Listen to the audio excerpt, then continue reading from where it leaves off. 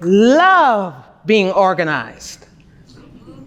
Yes, I left room for spontaneity and fun, but most of my life was wrapped in schedules and timelines, which I loved. I love knowing that my calendar was an activity haven with all my activities in the same place. But instead of saying no when someone reached out to me with a last-minute request, I changed my schedule to make it work. I even reached out to people who contacted me in advance the right way to see if I could change some of our previous arrangements to fit in with these last-minute requests. My lack of timeliness and success was wrapped in blame. It wasn't my fault. At least that's what I said internally and what I preach loudly externally. I blame people for contacting me with their rushed invitations instead of blaming myself for accepting their last-minute request. I had become the queen of overbooking. Can anyone relate? I know some of you can. I blame them for having to redo my schedule because I overbooked myself to accommodate their events. But my blame game did not stop there. It was their fault. I didn't have enough time to prepare the way I wanted to. I was assigning the responsibility of everything bad happening to everyone else while assigning the responsibility of everything good happening to me, which was rather convenient. Until 17 syllables slapped me in the face, verbally. Yes, my own haiku poem convicted me, haiku. You overbooked yourself and got mad at the people you said yes to. So I changed the words to make it a little bit more personal for me. I overbooked myself and got mad at the people I said yes to. Yet and still, I had no accountability, no ownership, just blame. I was choosing the path of voluntary misery, but I was refusing to see it that way.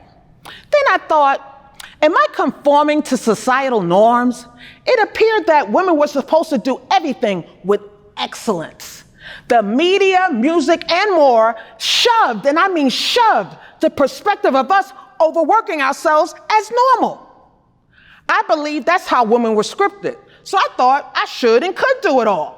Work, raise kids, take care of the home. Overworking and smiling, the fake model of togetherness.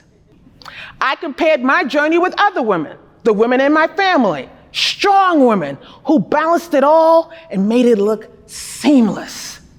I adopted their can-do everything mindset, not realizing how much their ways helped shape me as a young girl more than I realized. I watched, I mirrored. Because of life's perceptions and my observations, I GPSed myself in the wrong direction with plausible excuses until I finally invited truth to challenge me. It was time to have that conversation, the one with myself. No more lies and exaggerations. I had to fully embrace the truth that blame and success do not coexist in the same heart without an invitation. My lack of boundaries was the problem, but I knew how to fix it, and so can you. Number one, become the enforcer of your boundaries. Start turning down those last-minute requests and limit your explanation as to why you are declining. Flex that limit muscle for more happiness. No more making yourself pre-miserable every time the phone rings or email dings because you're anticipating another last-minute request. The suggestions I labeled boundaries were loud inside my head, but they were silent externally. I was really thinking, don't call me at the last minute for the get-together. Don't call me the day before an event. Don't call me at the last minute for anything. I'm a planner, and there's nothing wrong with that. But do understand, once you start enforcing your boundaries, it may cost you a relationship, 1, 2, maybe 3, because the ones who benefited the most from your poor judgment may be the first ones to leave. Learn to be okay with that. 2, tackle blame. You must recognize your relationship with blame and how you use it. I use blame as a buffer with no filter. Blame can also be a crutch. You see, if you blame something or someone else, there's nothing for you to fix. Examine who is blaming you and why. Did you really do something wrong, or are they trying to serve you manipulation? Lastly, accept accountability. Accountability is what you will use to move forward. Everything is not a problem for you to fix. Do not become the fixer for everyone. If you don't own the problem, you don't fix the problem. Blame is an invitation, and you can decline it.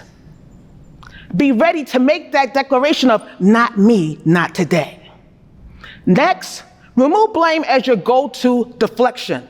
Enforce your boundaries. Make no your one-syllable piece of chocolate. It'll taste better the more you use it. And a no whispered is still a no spoken. But silence is not an alternative. Silence is a comfortability tool. Silence is not a solution. You have to understand that when you choose you, that does not mean you don't care about them. Haiku. Silence was never golden. You overrated its implied value. And your silence gave them implied permission, but no more. Your time is now. It's time for you to find your voice, use it, and take accountability. Your time is now. Before time does what it always does, leave. Haiku. There's no such thing as the right time, but there is a time you make